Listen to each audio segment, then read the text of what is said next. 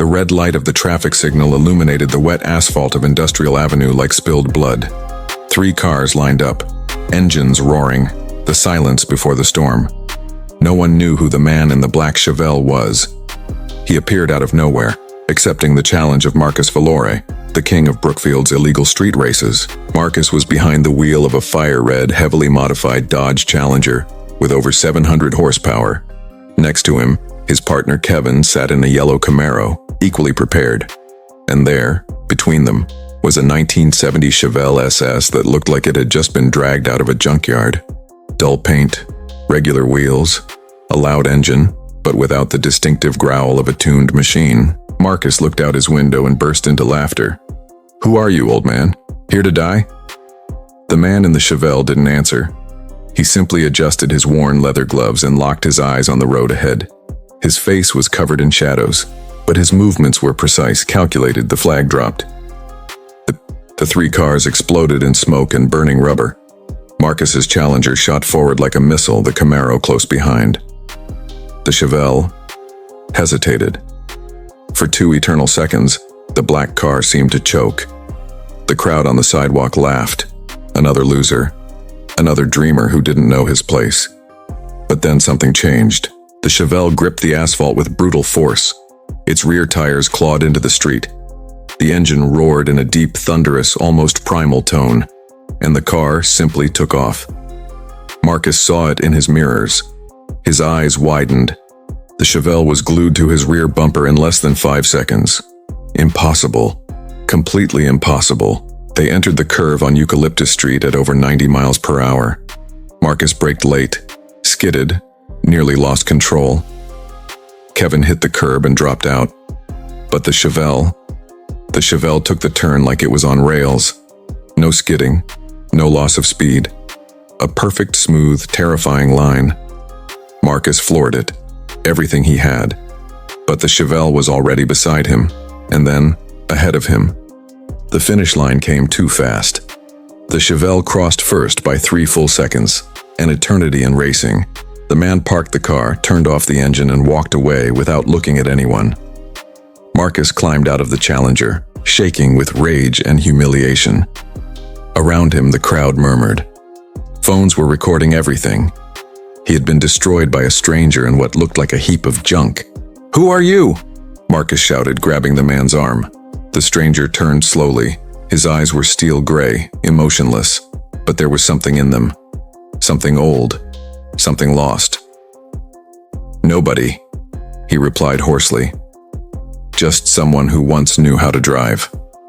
And he vanished into the night, leaving behind the echo of the engine and 50,000 reais in cash in the hands of a stunned Marcus Valore. 3 days later, in an abandoned workshop on the outskirts of Brookfield, a young man named Daniel Torres knocked on the rusty door for the 10th time. "I know you're in there," he shouted. "I saw your car. I saw the race. I need to talk to you." Silence. Daniel was 19, with an impossible dream: to win the Brookfield Trophy, the city's biggest legal race, sponsored by the Sanderson family, who owned half the dealerships in the state.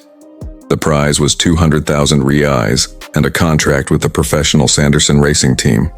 But Daniel was poor, the son of a mechanic who died in a work accident, raised by his mother alone. His only car was a 1978 Opala he rebuilt himself from junkyard parts. An honest car, but with no chance against the monsters that would race for the trophy. Until he saw that Chevelle. Until he saw that man drive.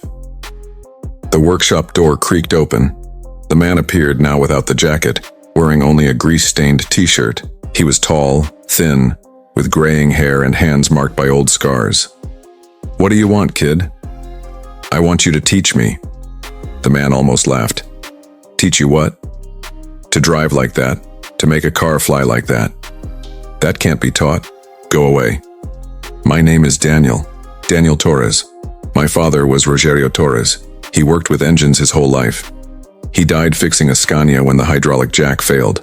I have this in my blood. I just need someone to show me the way." The man stopped, turned slowly. His eyes narrowed. "Torres? Rogerio Torres?" "Yes." A heavy silence fell between them. The man ran his hand over his face, as if wrestling with a painful memory. "I knew your father," he finally said, "a long time ago." "Then help me. Please. The Brookfield Trophy is in 6 weeks. It's my only chance to get out of this mess." The man looked at Daniel as if he were seeing a ghost. Then he looked at the workshop behind him. Rusty tools, scattered parts, a whole life buried there. "What's your name?" Daniel pressed. The man hesitated, then answered in a whisper, "I'm Lucas. Lucas Brenner."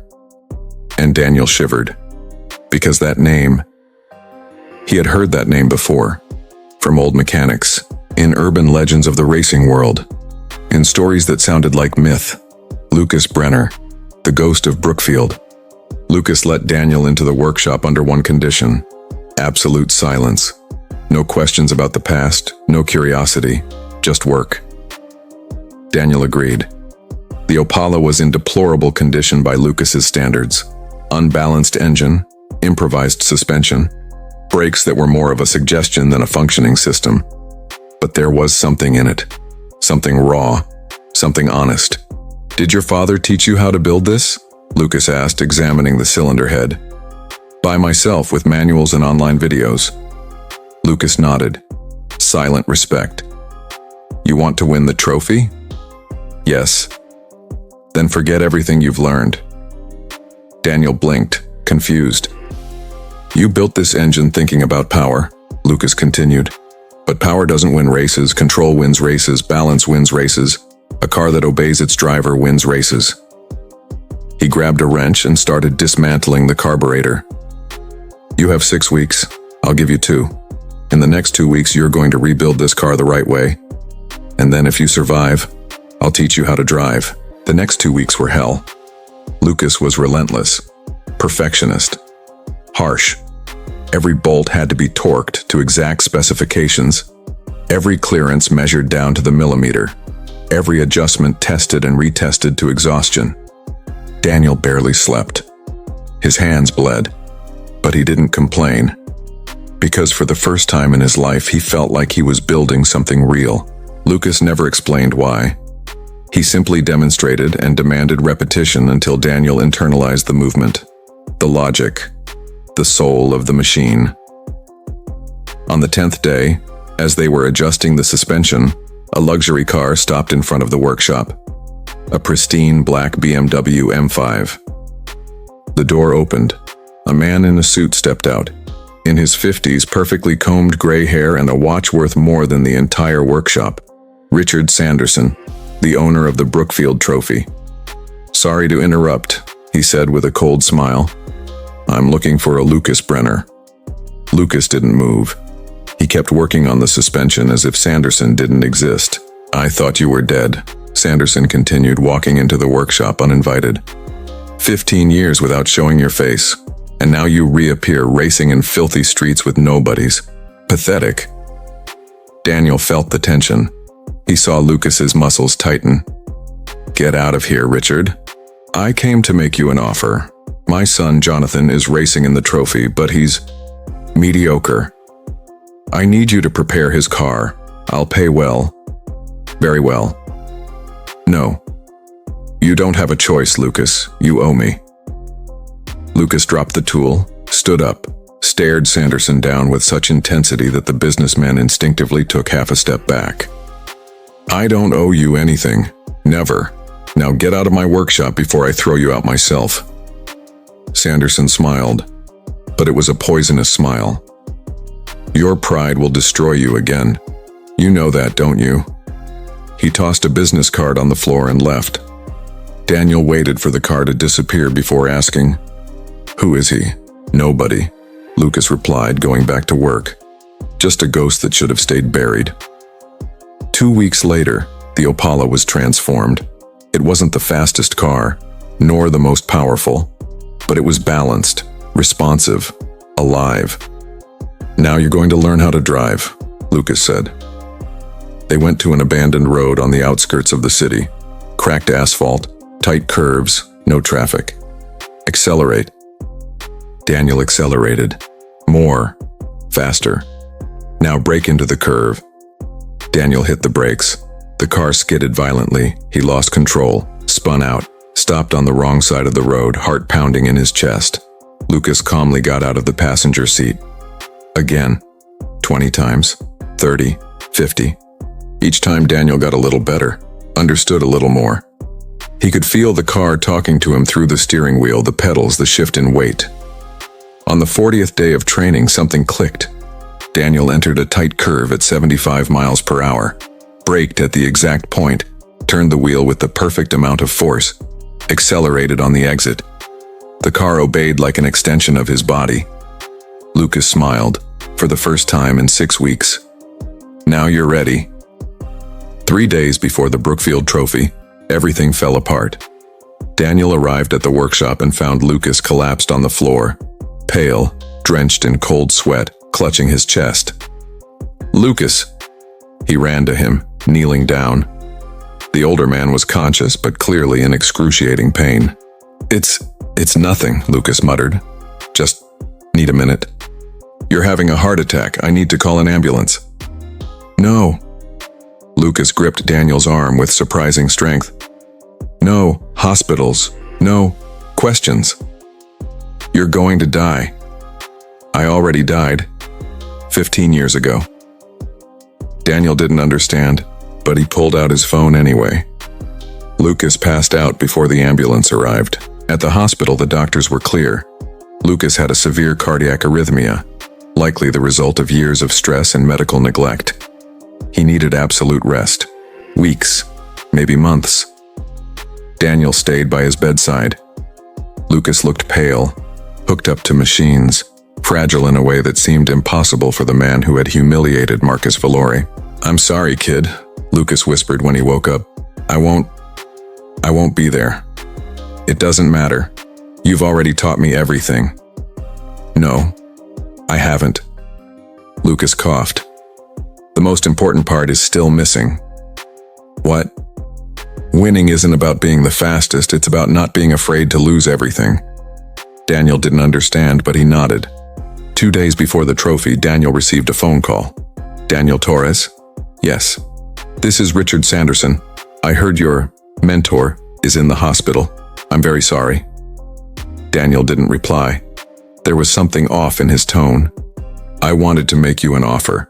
I know you're registered for the trophy, but let's be realistic, you don't stand a chance.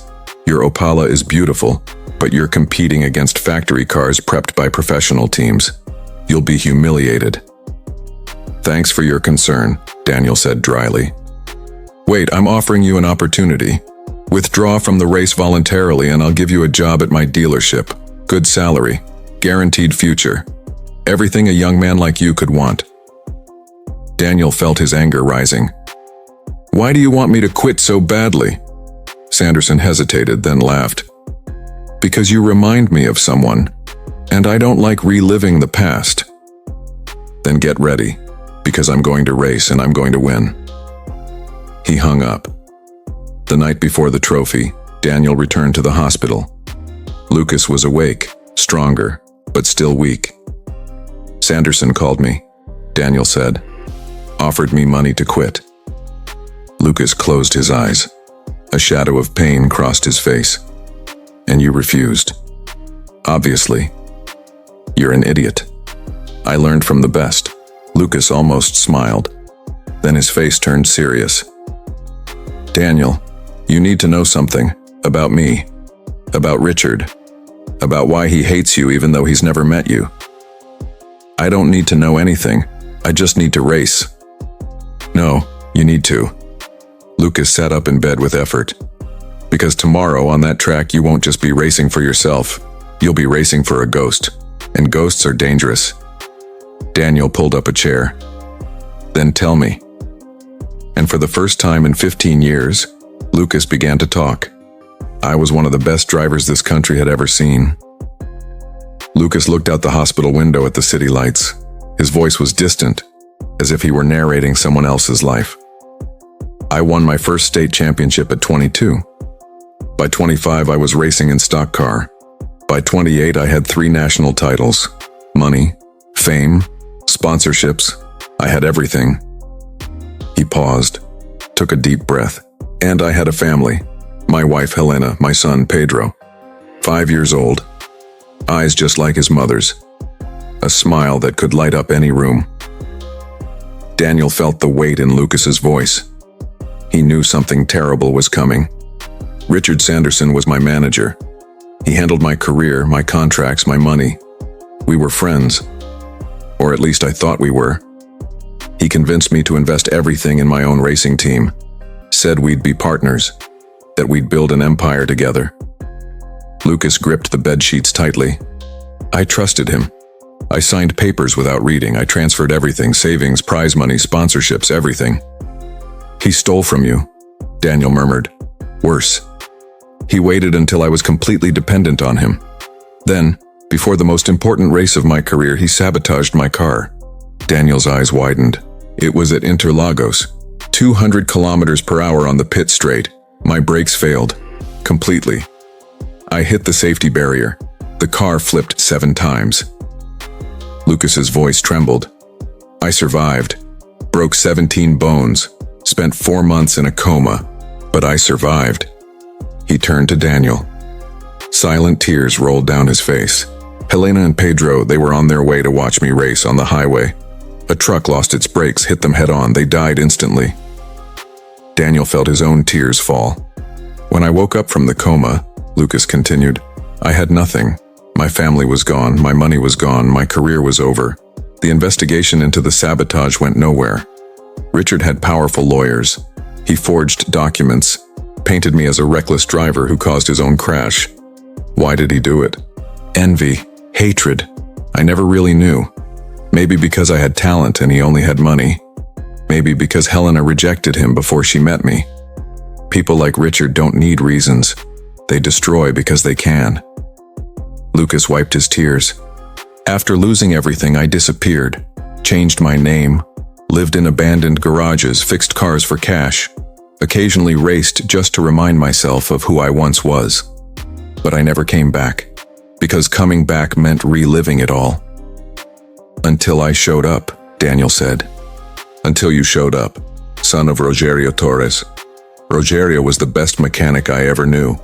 He knew something was wrong with my car that day. Tried to warn me, but I was too arrogant to listen.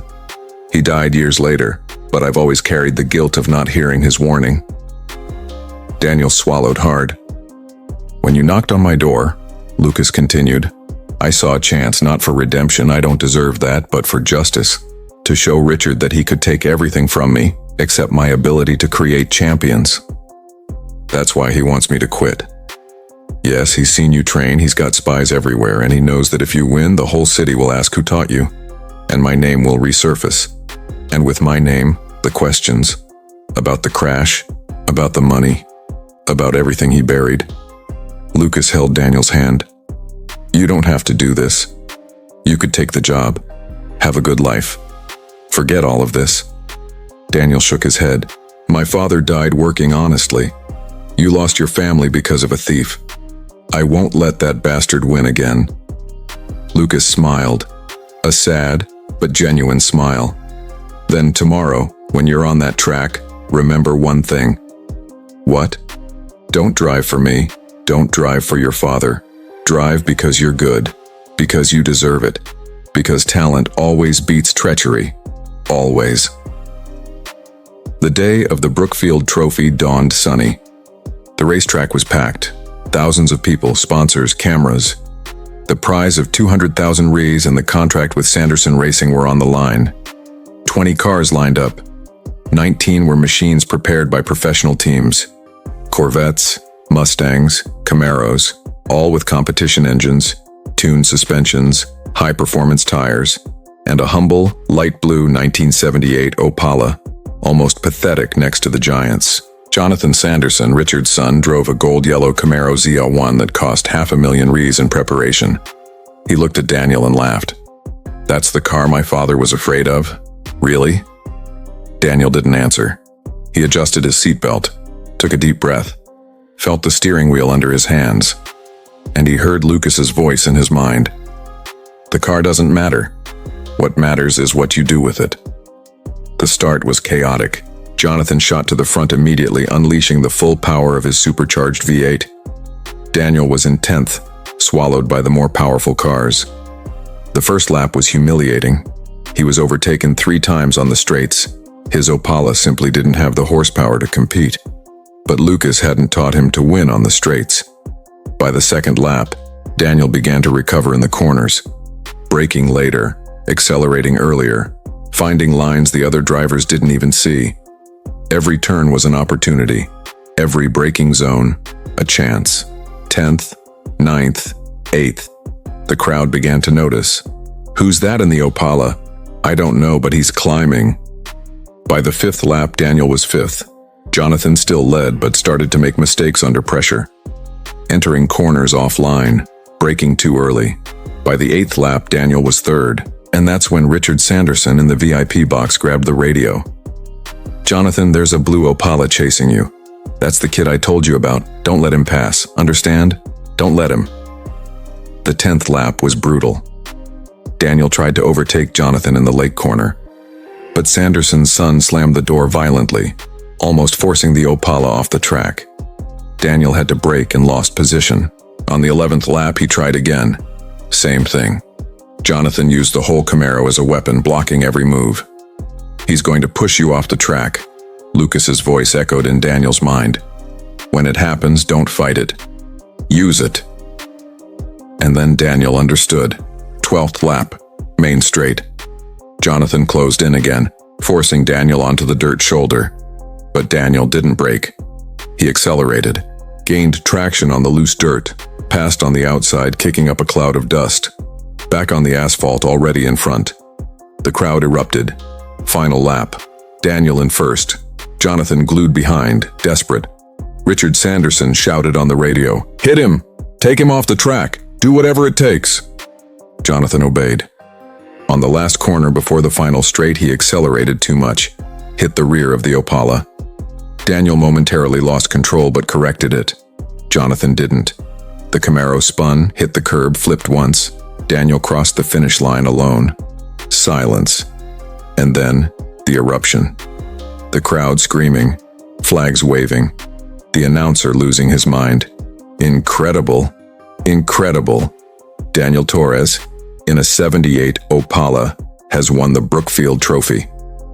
Daniel stopped the car, turned off the engine, and cried. Cried for his father, for Lucas, for everyone who believed when no one else did. 2 hours later, in the hospital, Lucas watched everything on television, tears streaming nonstop. "You did it, kid," he whispered to the screen.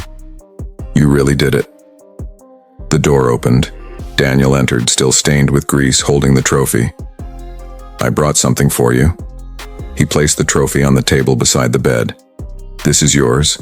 Always has been." Lucas shook his head. "No, this is yours. You drove it. You won. You taught me. I only showed you what was already inside you." They were silent for a moment. Then Daniel said, "Sanderson is under investigation. After the race, 3 of his former mechanics came to me. They said they have proof of the sabotage in your car, documents, recordings. They were afraid before, but now that your name is back, they want to talk." Lucas closed his eyes, a mix of relief and pain. Justice won't bring Helena and Pedro back. No, but it will stop him from doing it to anyone else. Lucas nodded slowly.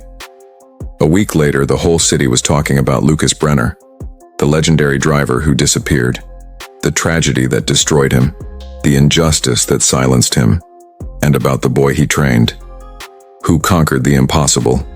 Richard Sanderson was indicted for fraud and sabotage.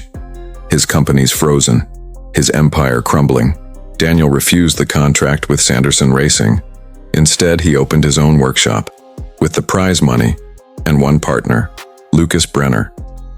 On the night of the grand opening, they were alone in the new workshop, tools organized, cars waiting, a future wide open. "You know it won't be easy," Lucas said. "We're starting from scratch." "I know," Daniel replied. "But that's how the best stories begin, right?" Lucas smiled, and then outside they heard the roar of an engine.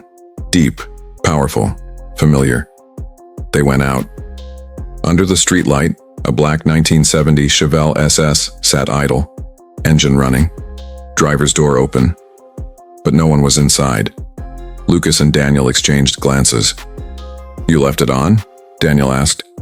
"No, I didn't even bring the keys." They approached slowly. On the driver's seat, there was an envelope. Lucas picked it up, opened it with trembling hands. Inside, an old photo. Lucas, younger, next to Helena and Pedro, and behind them the Chevelle, pristine, shining, and a handwritten message, in handwriting Lucas recognized instantly. "Some ghosts never rest, but maybe they don't need to. Finish what we started. Always yours, H." Lucas felt his legs weaken. Daniel steadied him.